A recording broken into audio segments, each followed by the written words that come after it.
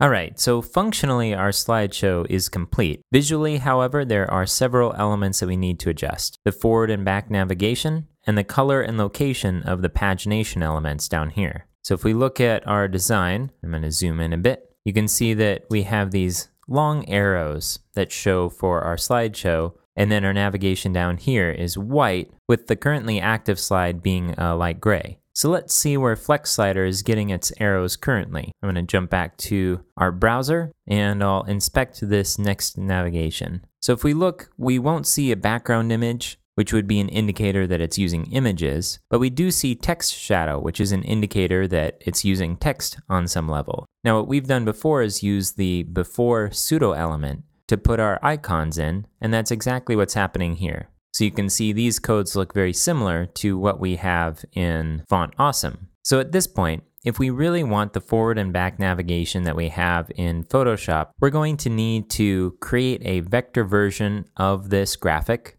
and add it to our custom font, and then override our CSS to use our custom font instead of the font that comes with Flexslider.